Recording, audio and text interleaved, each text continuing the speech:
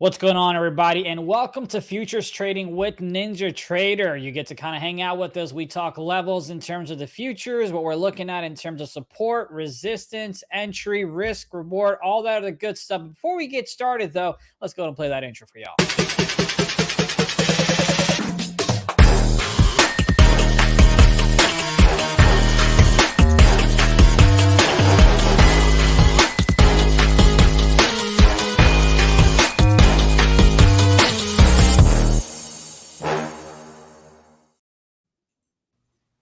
What's going on? I want to welcome Jim Cagnina, Senior Education and Training Specialist over at NinjaTrader. What's going on, Jim?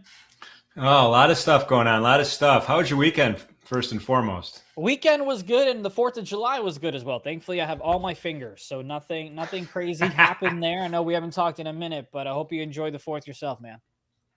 I did. I'm glad to be back at work, though. I'm glad to be back at it. Absolutely. Well, here, I'm going to go ahead and put your charts up. So let's go ahead and take off with the basics, man. You're taking a look at the E-mini S&P 5 futures. Tell me what you got here.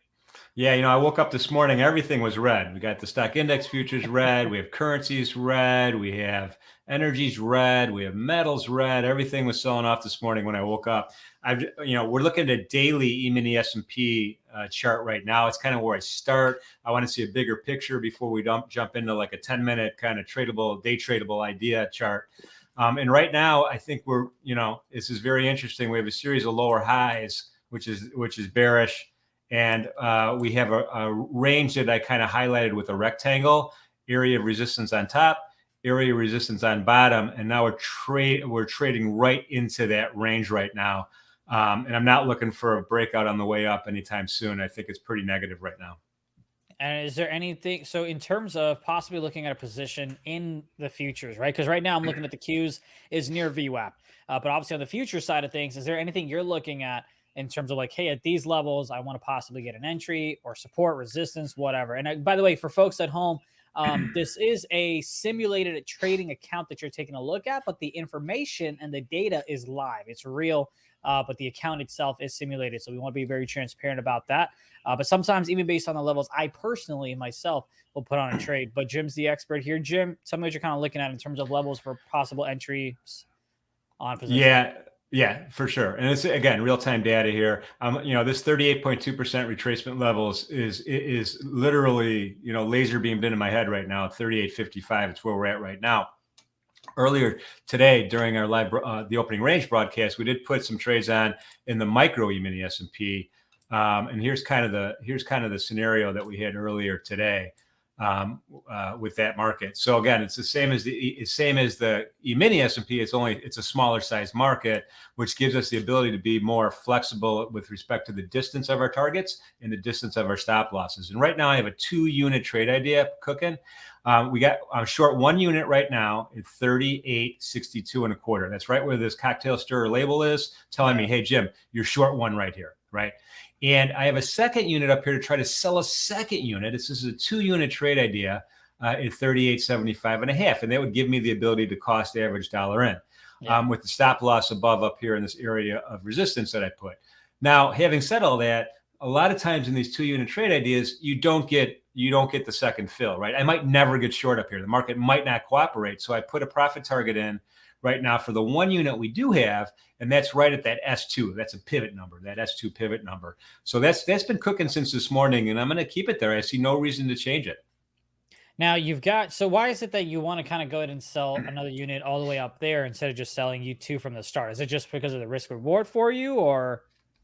Yeah, so the micros make it real easy to do this because really, right now I'm thinking, well, my first trade idea was a good one. It's gonna work my way. Now, I know there's a natural volatility in these markets, and that could cause me to be temporarily wrong but directionally right in the long term. Yeah. So again, if I'm directionally wrong in the short term and I get a fill here, my average price now bumps up between the two, right? So I have an average fill price of 2 contracts that'll be a little bit higher, right? And everything is still in play. The idea on a 2-unit trade idea, though, is take 1 unit off the table if you're successful, and then move your stop to break even and let the second one run, right? Now, in this particular case, hey, if we never get up there, maybe I have a chance to get my target. Yeah. So it gives me kind of, it's a multitask kind of trade strategy, right? So one of two things could happen, or I could just be wrong and I get my second unit and we get stopped out. The market keeps moving forward here. But I like the point of control pretty south here. This is pretty good. We don't have a competing point of control really established in terms of volume. A lot of volume at 38.57 right now. Now we've got a couple of questions in the chat. Nisa, good afternoon to you. Oh, I guess good morning here on the Eastern side of things. But you've got Quantum asking, do options, here, let me put it up. Do options on MES work the same as SPY? I noticed there are limit orders only on futures options. Any insight on that? Yeah, I mean, I don't really focus on the futures options markets themselves, but they're pretty similar. I mean, they have options expirations. There's different. There's a, you get the whole gamut really on the future side as well, if that's what you're interested in, for sure. But there's, yeah, very similar. Yeah, and on the I know on the platforms that we trade on here, at least on the future side, you can market, but the options in those futures, I'll be honest, I haven't had experience myself on that. But cool. We'll keep an eye on this one. We'll come back to the mini trade for you. And now, how are you going to close this out? So let's is this for you a day trade or a swing trade? What I'm trying to understand is, hey, say if by the end of day, right, end of trading session, you don't end up getting any of the levels, you're kind of stuck in between. Are you going to close a position at wherever it is, or are you going to look for it to kind of possibly hit your levels overnight? Well, that's a great question. And because it's a micro, the day trade margins and most brokerage firms are a lot smaller. So I could keep it overnight if I wanted to do that. Alternatively, we could, tighten stops up and tighten profit targets and all that stuff, because the period end of the market does change from in the middle of the day. So that's kind of one thing to think about. But at this point in time, I don't have enough data to decide if I'm going to try to get out by the end of the day or roll it over. Now, the nice thing about where my second unit is, you'll see a volume node right there. This is a competing point of control right now. So as long as that behavior kind of stays the same, either the market focus settles here or settles down here, I'm inclined to keep it for a longer period of time. And you could call it a swing trade. It's not a position trade. I have a position trade in the micro Bitcoin, which I could share with you. It's a whole different trade. All right, well, let's go right there. Let's go to the Bitcoin trade that you've got on, and we can take a look at that position for yourself. Nice. Right. So, and this is a series of a couple of different trades, and I'll give you my levels. I sold two at 2,200. I sold two more at 2,600. I sold another one at 21,600. And my average price, and this is over several days. Yeah. This is a 10-minute chart. This is over several days. And that's my average position, 2065. This is a position trade. This is something I'm going to hold for a long period of time. We talked about it a couple of weeks ago. And again, my expectation is we're gonna start trading below 20,000. Again, my opinion.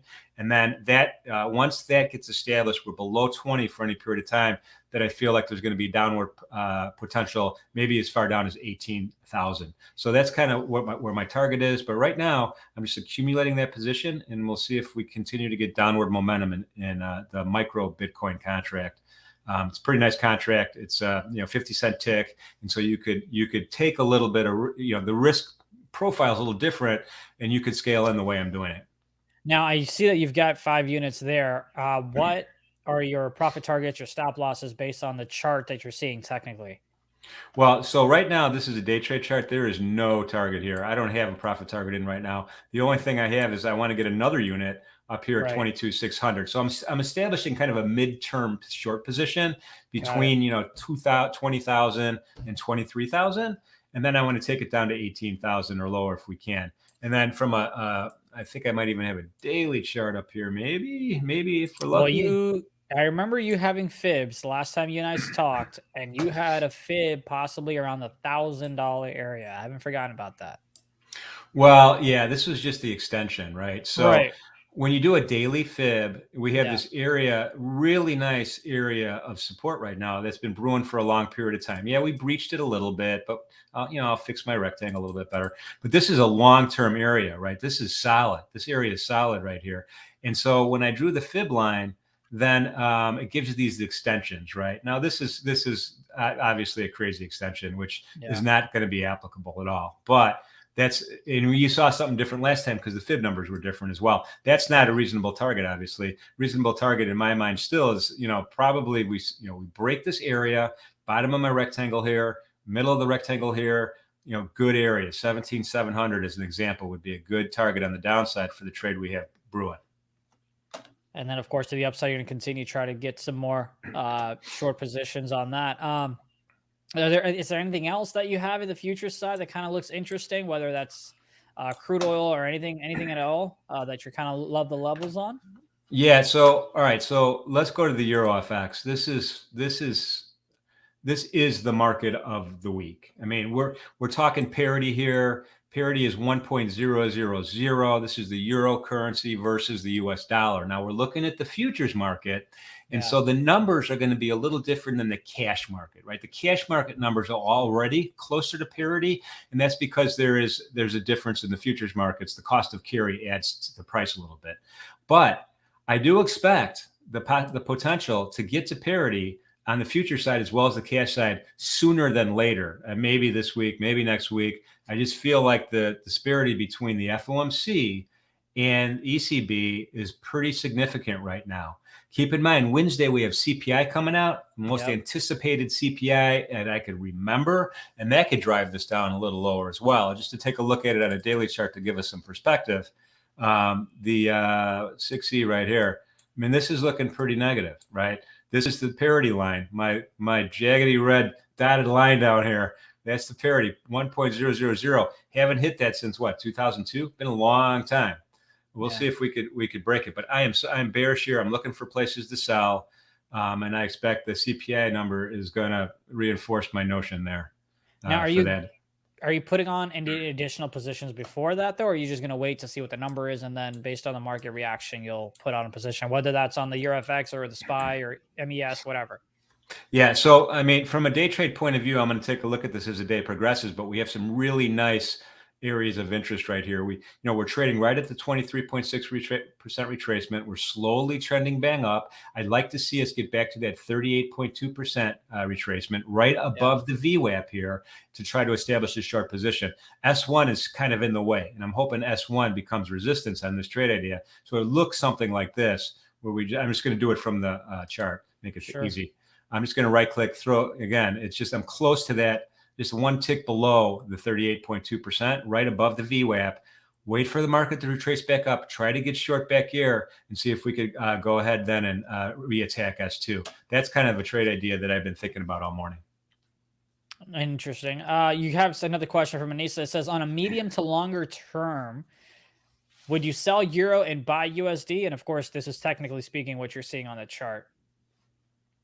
Yeah. So, Anisha, what you're doing when you trade a currency cross, or a currency pair, there's two sides of it, right? There's the first sovereign currency and then the second, right? In this case, it's the Euro FX, the price difference between the Euro FX and the US dollar. So by selling the Euro FX, you're basically doing that. You're selling the Euro and buying the dollar at the same time. If you went short, I'm sorry, in this case, you'd be short, right? So you're selling the Euro and buying the dollar at the same time. If you were long, it would be the opposite. So by doing a currency pair, you're in essence you're doing that, whether it's an over-the-counter currency or a futures currency.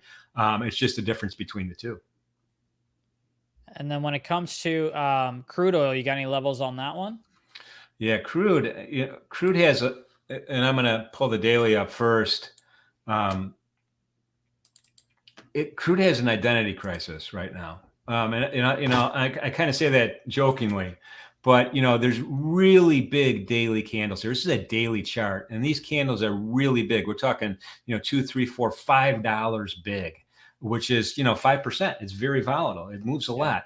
We're staying over 100 for a long period of time. The trend, though, the long-term trend is down, right? And it's a supply and demand market for sure. But, with inflation doing what inflation is doing, it could cause some more downward pressure. So I would be probably looking for places to sell. Again, my opinion, crude oil futures in particular. And we have a really nice kind of area of support here, kind of below the 50-period EMA, right below the 38.2% retracement. I'll draw another rectangle just to highlight it real quick. But again, I would be looking for places to sell. I'm a little bit bearish here as well. The only thing that kind of worries me a little bit is, OPEC Plus's ability to get more oil out of the ground into distribution channels. And there's a little bit of worry about it. The president of France is saying, hey, they're not do more. Yeah, can't get more. So that could put a little bit of a spanner in the works, so to speak here. But overall, looking for places to sell. Now let's go back to the SPY because I want to talk about any levels that you may have had for. Sorry, I just got slacked here, so I got distracted there. But are there any levels? So there's been so much conversation about like, this is just a little bit of a bounce. We're still headed lower, or oh, hey, the bottom might be in. Looking at the bigger picture, what is it that you're looking at to be like, hey, I need to see the futures at this level to believe that the bottom might be in. This is, technically speaking, or this is a level I want to see crack to put on a longer term short position, if that makes sense. Like, what are the levels you're looking for? Yeah. Okay. So the first thing I do is I look at a weekly or a monthly and I say, all right, what's the big picture here? This is a weekly chart, right? And you could, when I look at this chart, and my Fibonacci line is traced to pre-COVID, way back, when we hit that COVID low back in March, a couple of years ago. That's how this is a long-term point of view, right? And there's nothing in this chart to tell me that it's time to buy S&P 500 from a long-term point of view. There's nothing here that says the bottom is in. I have a little bit of a channel here that I just drew recently. I'm keeping my eye on it. That 38.2% level, that 37.72 to 74 level is very important to me. We breached it for a couple of days and we came back above it, but we did breach it. We closed beneath it. And just looking at this, the overall trend is negative. 50% tracement gets us all the way down to 34.54. So that's kind of number one. Now, number two is I look at a daily chart to be a little bit more specific. And we have a series of lower highs, right? A, B, C, D, E, and that's bearish as well. So this is a pretty bearish daily chart. And I know we have a bottom that was in back in June, but I am not going to go out on a limb and say that's the bottom. I don't believe it. I feel like there's a lot more. There's a downside. I think we could make new lows at least one more time before all this stuff kind of gets cleared up. And I would not be saying, okay, I'm going to start buying right now because the bottom is in. This retracement has been too weak. We keep trying to retrace back up with lower highs. I'm not buying it. Yeah, I'm looking at my chart on the SPY, and I'm kind of waiting for us to test. Maybe even if we get to that 395, like you mentioned, or at least on the futures, it'd be 3,900 or so, 3,950. I would love to kind of get some puts, kind of maybe 3-4 months out to the downside, and it's like, hey, then when it gets to 400 or 4,000, it's like, cool, here's a psychological level of like, we're not going to be able to break this. And then kind of like a range, kind of like you said, right? Like, hey, you start your position here, then when it goes a little against you, then you go ahead and build some more just so you can have a better of an average price. But that's what I'm kind of keeping. Is there anything you're keeping an eye on the NASDAQ side of things, on the Q just side of things? On that note, though, let me just, Please. that's a great observation, because where my crosshairs is right now, that 39.50, if we close above that, that means we're going to be closing close to that 50 period EMA. And that could trigger some more buying, some bullish buying in here as well. But that's a real critical area you just mentioned, is that 39.50. I agree with that.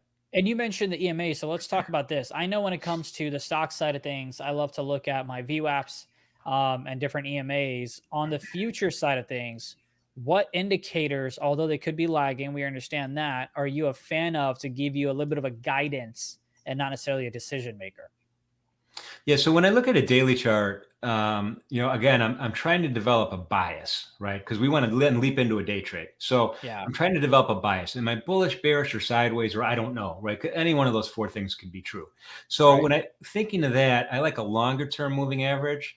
I've used 20 before as an EMA. I've used different crosses.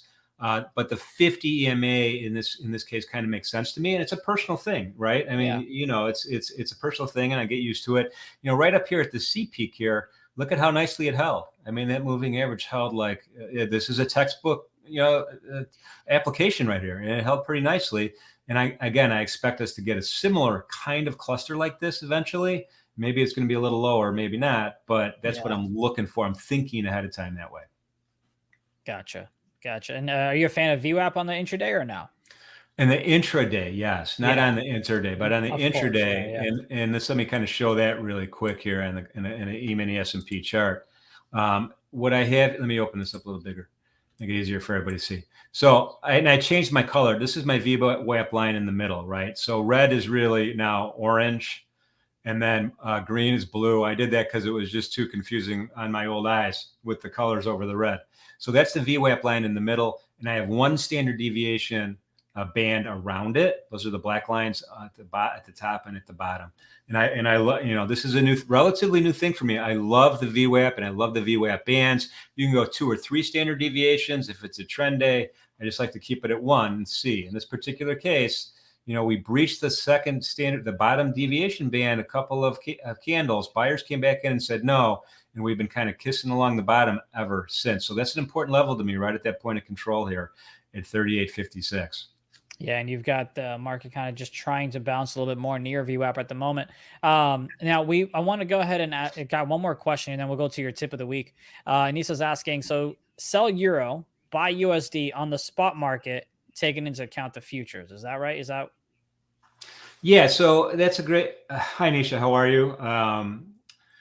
Good to see you again. It's for sure. I mean, these markets are nearly, not totally, but nearly 100% correlated, right? So if you're doing over the cash forex, the only difference is with the Japanese yen, which is inverted in futures, right? So everything else, it's like the dollar is the second part of the equation, right? So it's euro US, British pound US, Swissy US, and then it's totally correlated. And if you prefer to be in the cash market, that's great. If I understand your question right, for sure. Yeah. But you could use this kind of analysis to trade over the counter currencies. Gotcha. And then, of course, I know we've got a few more minutes with you, but I do want to make sure we get the tip of the week. So I'm going to roll that intro, and then we'll get that up for you if you want to have that ready as well. Yes, sir.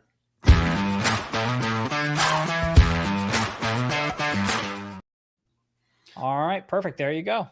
We got a couple of them, actually. There's 2 of them today. And the first one is, Wednesday. All eyes are on CPI. That is Wednesday. There's really not a lot of economic news today or tomorrow. And this is widely anticipated. We got to assume the FOMC and the Fed are going to base their monetary policy to some extent on what happens here. So if the expectation of 1.1 year over year comes in, then probably nothing's going to change. If it's better or worse, that could move the needle a lot. So again, it's a monthly number. It's very, very important. Probably the most important one for the summer is right here, right now. And the Fed funds tool is tracking a 75 basis point hike. I think the next FOMC meeting is in 16 days. Right now, it's saying, hey, there's going to be a 75 basis point hike at a 93% certainty at that next meeting. And we'll see if that changes or if it doesn't change after Wednesday. It's going to be really, really important. That's kind of number one. So be careful there. And if you're trading in front of that number, I would be careful. I would take a step back, let the data come out, let the charts kind of have their knee-jerk reaction before you jump right back in on Wednesday morning. And then the second is euro. The strength of the US dollar keeps going up, right? Dollar index is over 108 right now. This could lead us into a recession as much as anything else, is the strength of the US dollar. So will the euro hit parity this week or not? And if so, as a temporary, will everything get back to normal? Now, parity, can you quickly just tell us what you mean by that? Is that the dollar that you were talking about?